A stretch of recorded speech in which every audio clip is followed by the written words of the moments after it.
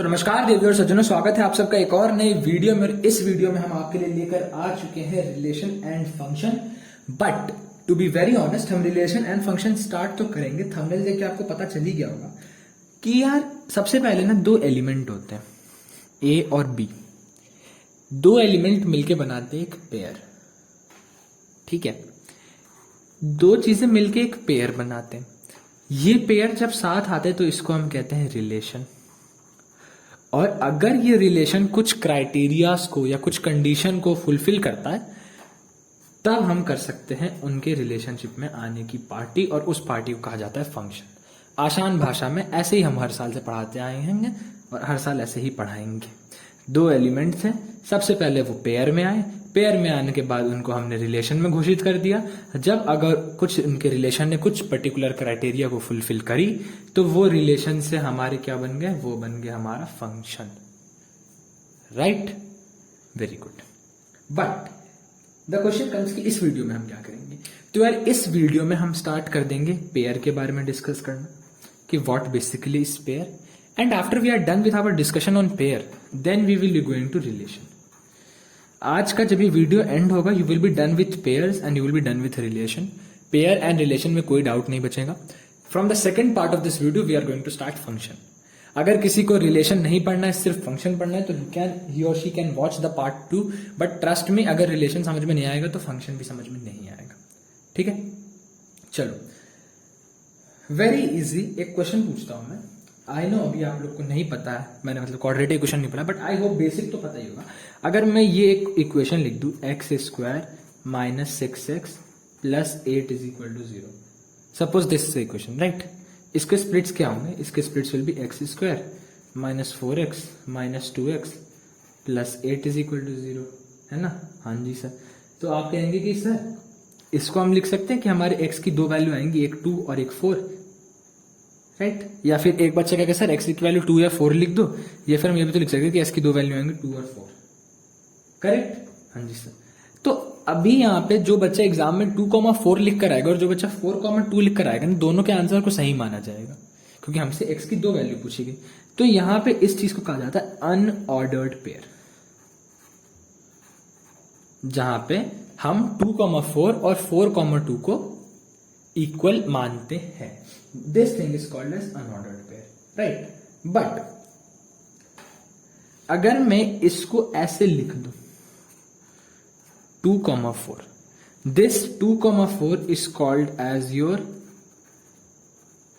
ordered pair.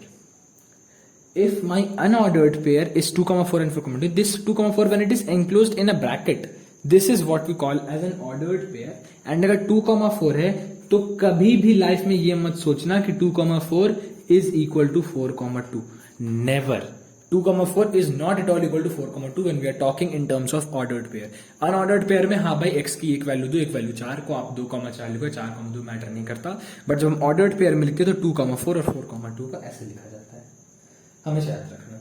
यानी कि अगर मैं लिख दूं if x minus 3 y minus 5 is equal to 3,9, इसका मतलब है कि आप x को इससे ही कंपेयर करोगे और y को इससे ही कंपेयर करोगे।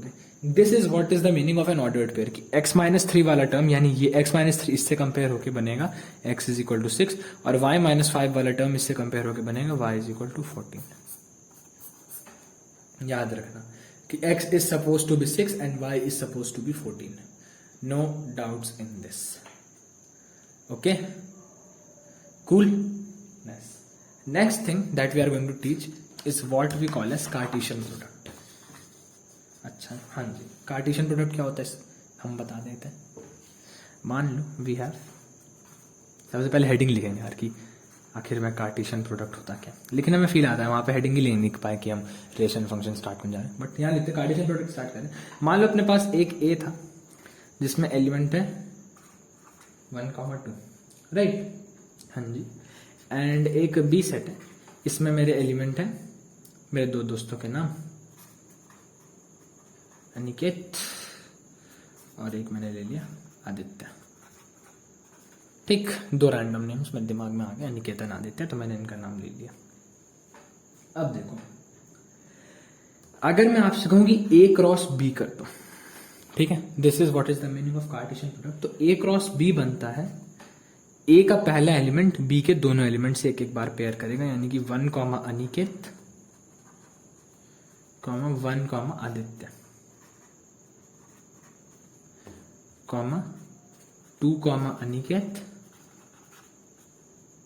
And 2 comma Aditya. These are the 4 elements that will be in A cross B। अगर मैं आपसे पूछूं कि B क्रॉस A क्या होता है, तो अपने B क्रॉस A में बनेगा पहले B के एलिमेंट्स और वो A के हर एलिमेंट के साथ, यानी कि Aniket comma 1 comma Aditya comma 1 then Aniket comma 2। Very sorry फटाकों की अगर आवाज आई होगी, कोई बॉम्ब फोड़ रहा है मेरे घर के पास, I don't know who is this. और होली के टाइम में कौन फटाके फोड़ता है यार। Aniket comma 2 and the last 4th term is, ना ही इंडिया ने आज कोई मैच जीता, आज तो कोई मैच भी नहीं है, पता नहीं क्या हो गया। अरे पॉज करना पड़ेगा क्या, 1 मिनट रुकना। चलो डन, पॉज करना पड़ा था, बहुत तेज फटाके फोड़ रहा था कोई। तो मैं ए क्रॉस बी और बी क्रॉस ए की बात कर रहा था। ए क्रॉस बी का मतलब है ए के एलिमेंट्स लो और उनको बी के साथ लिखो। तो मैंने ए का एक एलिमेंट उठाया 1 और उसके बी के दोनों एलिमेंट अनिकेत और आदित्य के साथ लिखा 1 कॉमा अनिकेत 1 कॉमा आदित्य। फिर मैंने 2 लिया, मैंने लिखा 2 कॉमा अनिकेत 2 कॉमा आदित्य। ये मेरे 2 एलिमेंट्स बने। इधर मैंने बी क्रॉस लिया तो मेरा बना Aniket comma 1 Aditya comma 1, Aniket comma 2 Aditya comma 2। ये मेरे 2 एलिमेंट्स बने। इनको सॉल्व करके मेरे को पता चला कि A cross B is never going to be equal to B cross है। आप कहोगे सर एलिमेंट्स तो वही आ रहे हैं, अनिकेत कॉमा 1 इधर भी, 1 कॉमा अनिकेत इधर भी, but that is the point कि 1 comma Aniket is not equal to Aniket comma 1, right. हाँ जी सर, ये चीज समझ में आ गई। अच्छा अब एक बात बताओ, ए में एलिमेंट्स कितने थे, नंबर ऑफ एलिमेंट्स। सेट्स में मैंने एन का सिंबल बताया था, तो सर सिंबल थे, एलिमेंट थे 2। बी में कितने एलिमेंट सर जी 2। ए क्रॉस बी में कितने एलिमेंट बन रहे हैं सर जी 4, 1 2 3 4, राइट। तो ये फॉर्मूला लिख लेंगे, n times A cross B is equal to n times A cross n times B. Always याद रखना कि n times A cross B is equal to n times A cross n times B. Done, very good.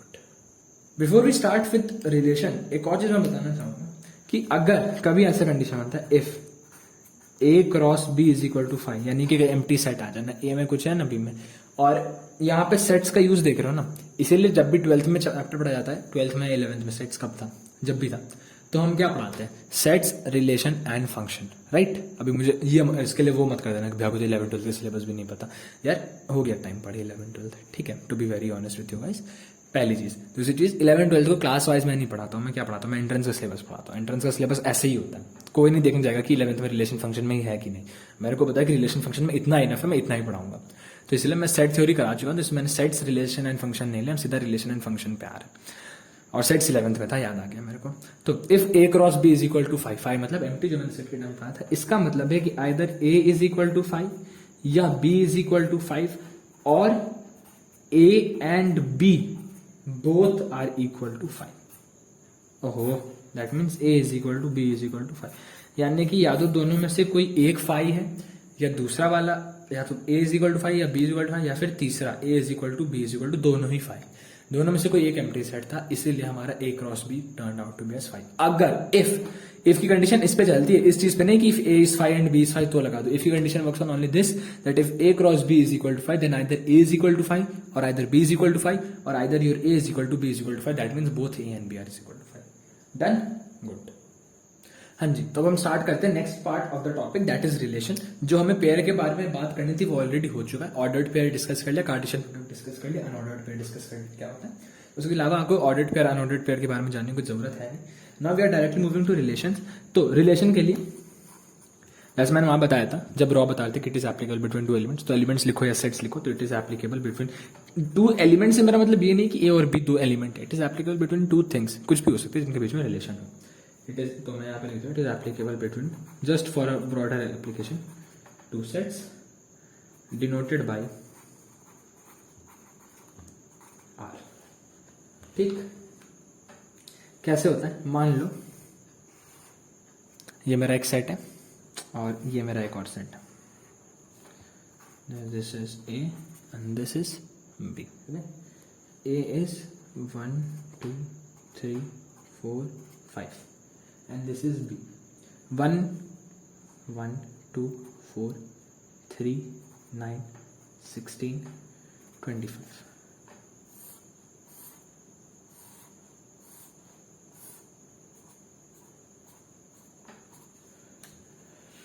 अब मैंने ये किया तो मैं देख रहा हूँ कि यार मेरा 1 का स्क्वायर 1 प्रेजेंट है यहाँ पे, 2 का स्क्वायर 4 प्रेजेंट है यहाँ पे, 3 का स्क्वायर 9 प्रेजेंट है, 4 का स्क्वायर 16, 5 का स्क्वायर 25. मतलब कि ए और बी में कुछ रिलेशन है, राइट? ए और बी में कुछ रिलेशन है, तभी ना मेरा 1 इज रिलेटेड टू 1 एक एलिमेंट है, जब मैंने कहा कि 1 से डोनेट करते हैं. दूसरा मेरा 2 इज रिलेटेड टू 4 एक रिलेशन है, 3 is related to 9. Why? Because A में जो भी एलिमेंट है उनका स्क्वायर बी में प्रेजेंट है, तो this is the relation between A and B, right?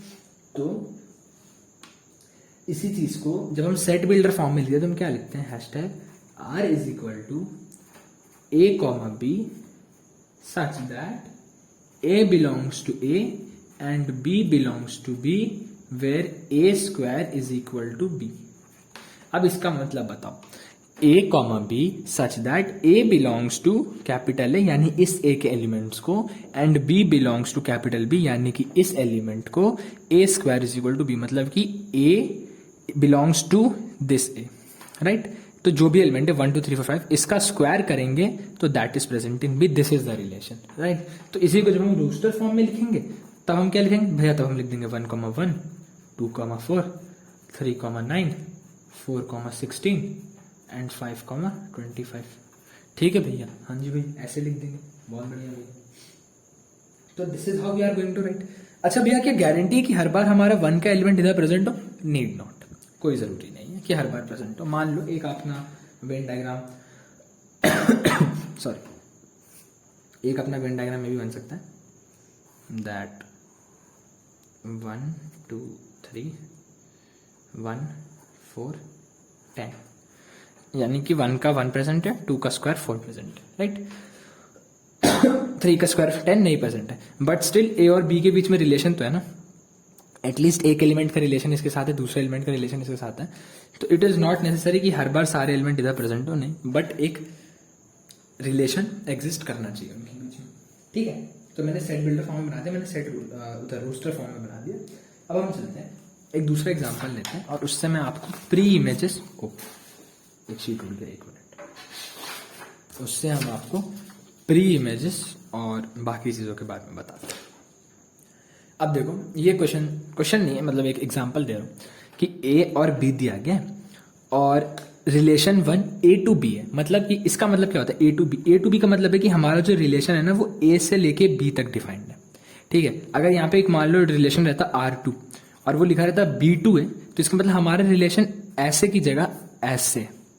ठीक है? एरो का ध्यान रखना, जब ए टू बी डिफाइंड है ना मतलब मेरा रिलेशन ऐसे जा रहा है. तो यहाँ पे मेरा क्वेश्चन कह रहा है कि ए टू बी डिफाइंड है, A belongs to A and B belongs to B. मतलब छोटा है बड़ा बी, छोटा है छोटा बी, बड़ा है बड़ा बी. ये चीज ध्यान रखना. A comma B such that A belongs to capital A, B belongs to capital B and A square is equal to B. तो 1 और -1 दोनों का स्क्वायर क्या होता है? सर जी दोनों का स्क्वायर होता है +1. अच्छा जी, वेरी नाइस. 0 का स्क्वायर? सर जी 0 का square 0. What's the square of 2? भैया 2 का स्क्वायर 4 होता है, -2 का स्क्वायर भी 4 होता है. तो मैंने देखा कि माइनस अब थोड़ा हौच पौच हो गया, बट अगर मैं इसको एक और अच्छे से बनाऊं थोड़ा सा बड़ा करके, तो this is 1 2 0 3 4 and this is -1 +1 0 2 -2. और स्क्वायर वाला रिलेशन था तो ये ऐसा बनेगा, 0 वाला रिलेशन था ये ऐसे बनेगा, और 2 वाला रिलेशन था -2 वाला रिलेशन था वो ऐसे बनेगा. ठीक? -1 +1 का रिलेशन, +2 -2 का रिलेशन, 0 से 0 का रिलेशन. ये चीज ऐसे बनेगी. अब जो चीजें आती हैं वो होती हैं प्री इमेजेस. प्री इमेजेस मेरा क्या होगा? Pre images will be my set of the left side, will be my set of collection of elements that are present in the left side. यानी कि जब ए टू बी मेरा relation defined है ना, तो जो भी एलिमेंट मेरे ए में प्रेजेंट है, जिनकी कंडीशन पर रिलेशन डिफाइंड है, वो चीज मेरे प्री इमेजेस में आते हैं. इसका मतलब मेरा 1 -1 0 2 -2 this is my pre images, right? अच्छा, इसके अलावा next thing is images, right. Images क्या होते हैं? जहां पे मेरे को इमेज दिख रही है, यानी कि उस सेट का कलेक्शन जिस पे मेरा रिलेशन डिफाइंड है। अगर ए टू बी मेरा सेट का रिलेशन डिफाइंड है ना, तो बी में जो होगा उसको हम इमेजेस बोलते हैं। तो therefore my images in this will be 1 2 0 3 4। ठीक, my pre images were this, my images were this. अब एक क्वेश्चन बताओ कि what is my image of 2। तो मैंने कहा भैया 2 का स्क्वायर तो 4 है, अकॉर्डिंग टू द रिलेशन जो हम यहाँ कह रहे हैं कि ए के एलिमेंट्स का स्क्वायर बी में प्रेजेंट है, तो भैया 2 का स्क्वायर तो 4 है, तो इमेज ऑफ 2 इज व्हाट 4। हाँ जी भैया, लेकिन अगर मैं आपसे पूछूं कि मेरे को बताओ what is the pre image of 4, तो आप कहोगे भैया प्री इमेज ऑफ 4 तो 2 है, 2 और -2। क्यों भैया? 2 का स्क्वायर भी 4 है, -2 का स्क्वायर भी 4 है, तो मेरा प्री इमेज ऑफ 4 क्या हो गया? तो मेरे प्री इमेज ऑफ 4 हो गया -2 एंड +2। ठीक, so see this is very tough, I will not be kidding in this case. ये मैंने अपने एक जूनियर को लाइव पढ़ाया है। ठीक, मेरे स्कूल से नहीं था, दूसरे स्कूल से था, उसने कहा था पढ़ा देना, एंड उसको लाइव में बहुत डाउट आए थे, बहुत ज्यादा डाउट। तो समझो कि 40 मिनट तक मैं सिर्फ ये चीज उसको जूम पे पढ़ाता गया था। तो अगर आप लोगों को भी डाउट हो, you are free to join our Telegram group, you are free to DM us on Instagram, you can text me on my personal also on Telegram, there is not at all any problem, you are free to do so. But for the time being, I hope I have made my points of image and pre-image very clear. Relation क्या होता है ये मैंने बता दिया।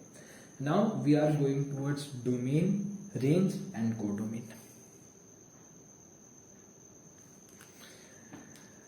तो domain को मैं डी से डोनेट कर लेता हूँ फॉर द टाइम बिंग। तो मैंने कहा कि यार डोमेन ऑफ रेंज अभी डिस्कस करें, तो डोमेन डी से।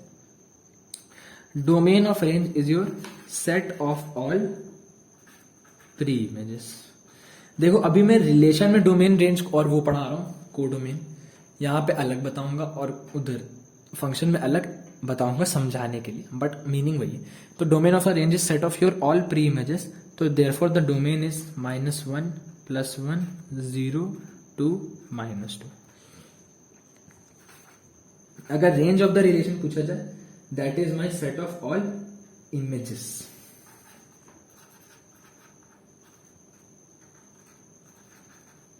Set of all images, but जो इमेजेस मेरी कुछ वैल्यू रखने पे आई, यानी कि तुम इस सेट में अगर देखो 1 2 0 3 4, राइट, 1 2 0 3 4 में मेरा सेलेक्ट क्या क्या हुआ? 1 हुआ, 0 हुआ और 4 हुआ, बस 3 एलिमेंट हुए ना, एक 1 एक 0 एक 4, 2 और 3 तो ऐसे ही खाली बैठे थे। तो this came out to be as my range, that is 1 0 and 4। और codomain of my relation will be 1 2 0 3 4, perfect set of all images, set of all images।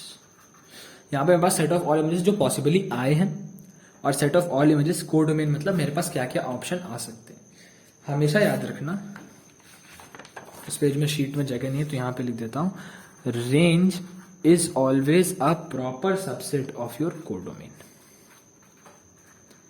हमेशा हमेशा के लिए याद रखना। And to be very honest, range, domain and codomain in terms of relation is less important, but is more important when it is asked in terms of function. ठीक है, चलो next part. Next part is an important point that you should keep in mind, and इसके बाद हम types of relation पे चलेंगे। The important point that you need to keep in mind is की any relation from A to B is always a subset of A cross B. Any relation from A to B is always a subset of A cross B. इसका मतलब है कि if number of element in A is P and number of element in B is Q, right? तो आपके number of element A cross B में कितने होंगे, पहले ये चीज बताओ। तो आपने कहा भैया ये तो आप बता चुके, number of elements in A cross B will be P into Q. अच्छा, मैंने भी बताया था कि अगर एक सेट में एक्स एलिमेंट्स हैं तो उसमें सबसेट कितने होंगे, तो भैया आपने कहा था 2 की पावर एक्स। तो N times A cross B में अगर पी डॉट क्यू एलिमेंट्स है तो इसके सबसेट कितने होंगे, तो भैया इसका सबसेट होगा 2 की power P dot Q, right. तो अब याद रखना कि if number of element in A is P and number of element in B is Q, then the relation between A and B is 2 की power P dot Q. याद रखना, very very important, and हमेशा याद रखना कि अगर A में P elements है और B में Q एलिमेंट्स है, then the possible relation between A and B is 2 की पावर PQ. ठीक, वेरी गुड. हाँ जी, तो अब हम टाइप्स ऑफ रिलेशन पे आ गए. टाइप्स ऑफ रिलेशन में अपना पहला रिलेशन है reflexive relation, and I am very sorry मैं थोड़ी डिले के बाद स्टार्ट कर रहा हूँ. रीजन ये कि पता नहीं कौन फटाके फोड़े, लिटरली आधे घंटे का ब्रेक हो गया था लिखने के बाद, बहुत आवाज़ आ रही थी. तो चलो इसे मैंने डेफिनेशन पहले से लिख ली टू सेव टाइम. अभी भी आई रही होगी, आई डोंट नो अब आवाज़ आएगी कि नहीं, बट चलो टाइप्स ऑफ रिलेशन स्टार्ट करते हैं. The first one is reflexive relation. A relation और a non empty set A is said to be reflexive if A comma A exist for every A belongs to A. यानी कि मान लो एक element है, set है इस arrow diagram के through, और ये हमारा एक दूसरा सेट है, और ये दोनों सेट सेम है, इनके एलिमेंट भी सेम है, A1, A2, A3, A1, A2, A3. इनके बीच में क्या कोई रिलेशन होगा? आप कहोगे हाँ सर बिल्कुल होगा, दोनों एलिमेंट्स हमारे क्या हैं, बराबर हैं. तो this is what the relation is saying कि इस बार जो अपना रिलेशन है ना सर, अगर मैं उसको रोस्टर फॉर्म में लिखने जाऊँ तो it will be A1, A1, A2, A2, A3, A3. तो isn't this my relation? तो आपको गई yes sir. The element must be present in R for it to be reflexive. मतलब कि जो भी एलिमेंट है ना, अगर वो हमारे रिलेशन में एग्जिस्ट करता है, चाहे वो A1 हो या A2 हो या A3 हो, that means our relation is reflexive. यानी कि अगर एक एलिमेंट में, एक सेट में 5 एलिमेंट हैं फॉर एन एग्जाम्पल, तो दूसरे में भी 5 एलिमेंट होने चाहिए. लिख लो ये example, number of element should be same. This is what transitive reflexive relation says. मान लो x, y such that x minus y is an integer and x belongs to R and y belongs to R. यानी कि x और r, sorry इस बार जो r है ये कौन सा r है भैया, ये अपना रियल नंबर्स वाला r है, राइट. रियल नंबर वाले r को हम r से डिनोट करते हैं. हाँ जी. तो मान लो हमें चेक करने की रिफ्लेक्सिव है कि नहीं. For it to be reflexive, right, this is our condition. For it to be reflexive relation, x comma x must exist, right. x comma x must exist. और कंडीशन क्या है कि x minus y is an integer, तो that means x minus y must be an integer. क्यों? क्योंकि मेरा relation x और y के बीच में, बट रिफ्लेक्सिव रिलेशन के अकॉर्डिंग मेरा x is equal to y हो जाएगा. This is what is the basic stand of reflexive relation कि x minus x should be an integer. तो मैंने कर दिया x minus x is equal to 0. तो मेरा बोला कि x minus x is equal to 0. मैंने कहा और भैया जी आपने बताया था कि 0 इज एन इंटीजर, राइट. हाँ जी. तो मेरा x comma x exist and therefore x is reflexive. I know this is very tough to understand, क्योंकि कोई लॉजिक नहीं पढ़ने का, मुझे को भी इसको पढ़ने कोई लॉजिक नहीं था. मैं रिलेशन बस इसलिए पढ़ा रहा हूँ क्योंकि अगर रिलेशन नहीं पढ़ा तो फंक्शन नहीं पढ़ाऊंगा. एंड ट्रस्ट में फंक्शन बहुत प्यार से पढ़ाऊंगा. If you are going to जज me on my first video कि भैया को रिलेशन नहीं आता है और फंक्शन कैसे पढ़ाएंगे, तो आप बहुत कर दो. फंक्शन तो मैं बहुत अच्छे से पढ़ूंगा, बट इस रिलेशन में कोई सेंस मुझे नहीं लगता है. रिफ्लेक्सिव रिलेशन में क्या सेंस है भाई, हम बस पढ़ रहे हैं. सिमेट्रिक और ट्रांसिटिव में तो फिर भी एक सेंस है, रिफ्लेक्सिव में कोई सेंस नहीं है. I don't know. तो next we are going towards symmetric and transitive relation. अब देखो next one is symmetric relation. Symmetric relation कहता है only if A comma B exist then B comma A must exist. यानी कोई भी set है अगर उसमें 2 एलिमेंट है 1, 2, तो उसका रिवर्स या रेसिप्रोकल 2, 1 शुड ऑल्सो एग्जिस्ट. एक और एग्जांपल ले लो, सेट बी 1, 2 एग्जिस्ट कर रहा है, उसका रिवर्स क्या हुआ 2, 1 एग्जिस्ट कर रहा है. पहली कंडीशन में हाँ भाई सिमेट्रिक है. दूसरा एलिमेंट क्या है 3, 3 एग्जिस्ट कर रहा है. हाँ जी. इसका रिवर्स क्या होगा 3, वापस 3, एग्जिस्ट कर रहा है. तो क्या मेरा बी सिमेट्रिक है? हाँ जी, बी मेरा सिमेट्रिक है. यही होता है. मतलब अगर मैं लिख दूं ना 1, 2, 1 एंड 3, 4. अब आप में से बहुत लोग कहेंगे भैया सिमेट्रिक होगा या नहीं होगा. ये सिमेट्रिक नहीं होगा क्योंकि 1, 2 है तो उसका रिवर्स 2, 1 एग्जिस्ट कर रहा है. बट 3, 4 एग्जिस्ट कर रहा है, लेकिन इसका रिवर्स 4, 3 मेरे को कहीं भी सेट में दिख नहीं रहा है. तो भैया इसीलिए ये वाला रिलेशन अपना सिमेट्रिक रिलेशन नहीं होगा. ठीक है भैया. हाँ जी. हमेशा याद रखना, null set is an example of a symmetric relation. कभी कभी एक आध नंबर का आ सकता है, but it's very rare to ask, but still. अच्छा, अगर मेरे को ये एक एग्जांपल देना है सिमेट्रिक रिलेशन का, तो लेट, ब्लैक से लिख, चलो कोई बात नहीं, क्वेश्चन नहीं है, ठीक है। Let L be a set containing, let L be a set containing all the lines in a plane, all the lines in a plane, ठीक, out of which L1 and L2 such that L1 is parallel to L2। ठीक, आपको बताने कि क्या symmetric relation है। तो आपने कहा भैया अगर L1 is parallel to L2 तो मेरा L2 भी पैरेलल टू L1 होगा। हाँ जी भैया। तो भैया मेरी कंडीशन क्या है कि अगर A comma B exist then उसका reverse B comma A must also exist. तो भैया अगर A B के पैरेलल है तो B भी तो A के पैरेलल है, तो इसीलिए जो मेरी रिलेशन बनेगी, मेरी रिलेशन सिमेट्रिक हो गई। हाँ जी भैया जी, राइट। अच्छा, एक और एग्जाम्पल लेते हैं, इसके बाद सिमेट्रिक एकदम क्लियर हो जाएगा, then will move on to transitive. भैया जी दूसरा एग्जाम्पल मैंने ये लिया कि भैया A रिलेटेड टू B था, और इस बार मेरा है A is brother of B. तो भैया क्या ये सिमेट्रिक है? आप में से कहेंगे हाँ सर है सिमेट्रिक। क्यों है भैया? भैया A is related to B, A is brother of B. A B का भाई है तो बी भी तो ए का भाई ही होगा।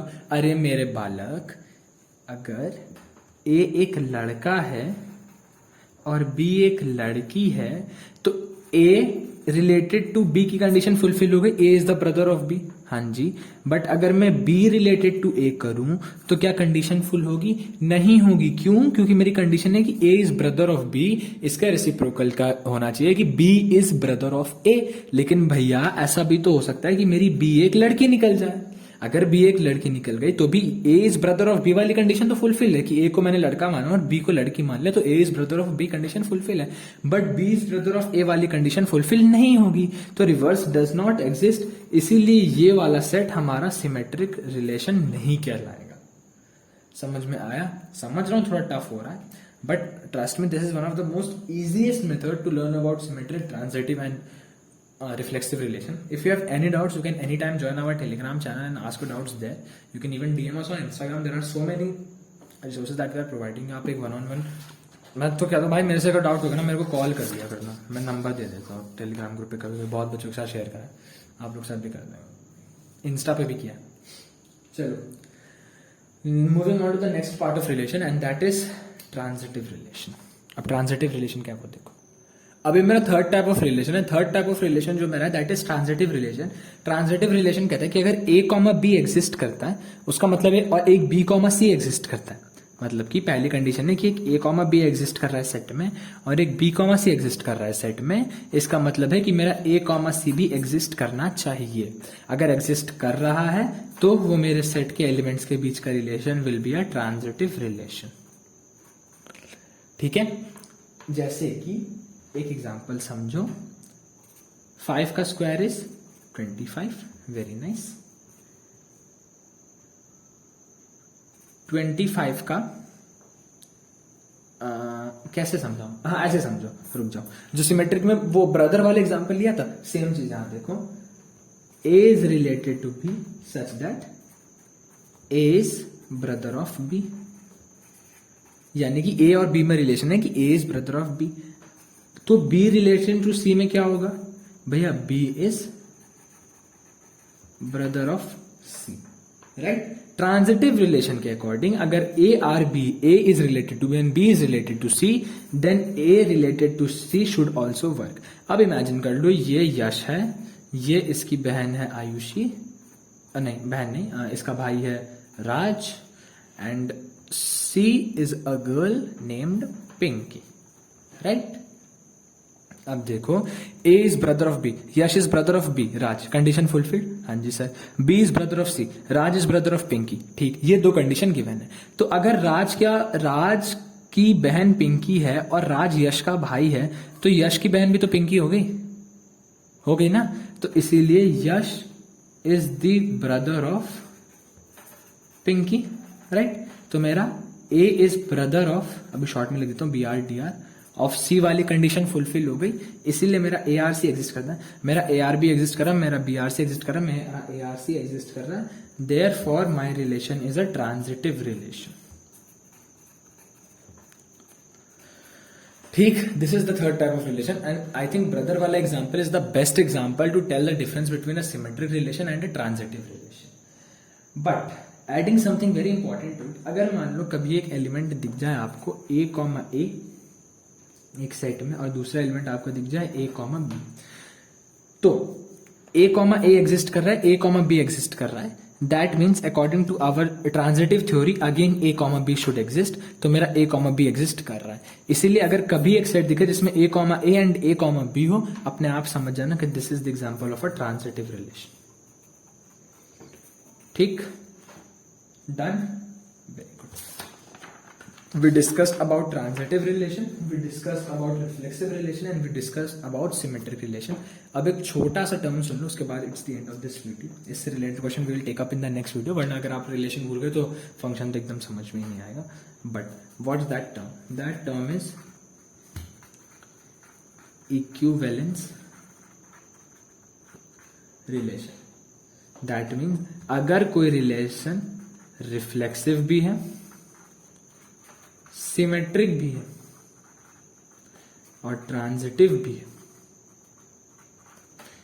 तो that relation is called as a equivalence relation. Best example for an equivalence relation is L1 parallel L2 वाली कंडीशन। रिफ्लेक्सिव के according L1 should be parallel to L1, ये चीज हमने बचपन से पढ़ी कि every line is parallel to itself. L2 should be parallel to L2, every line is parallel to itself, तो मेरी L1 parallel to L1, L2 parallel to L2, तो मेरी रिफ्लेक्सिव की कंडीशन फुलफिल हो गई। ठीक, अगर मेरा L1 is parallel to L2 तो मेरा L2 is also parallel to L1, again reverse की कंडीशन में फुलफिल हो गई, तो ये मेरा रिलेशन सिमेट्रिक भी हो गया, तो मेरा रिफ्लेक्सिव भी हो गया, सिमेट्रिक भी हो गया। लास्ट वन क्या बचा मेरा भैया? लास्ट वन मेरा बचता है ट्रांजिटिव। तो भैया अगर एक बात बताओ, L1 is parallel to L2 और माई L2 is parallel to L3, तो वॉन्ट माई L1 भी पैरेलल टू L3, ऐसे देख लो ना, तीन लाइन है L1 L2 L3, तो अगर L1 और L2 एक दूसरे के पैरेलल हैं, अगर मेरा L2 और L3 एक दूसरे के पैरेलल हैं, तो मेरा L1 और L3 भी तो एक दूसरे के पैरेलल हो जाएंगे। ठीक, so parallel lines concept is the best example of an equivalence relation. So I know this video was quite tough, but if you have enjoyed watching this video, then please make sure to hit the like button, check the subscribe button, also write down your comments. If you have any doubts, you can DM us on Instagram, you can write a text on the Telegram if you have any doubts. Until then, take good care of yourself, and ध्यान रखिए, पढ़ाई करते रहिए। All the very best, goodbye.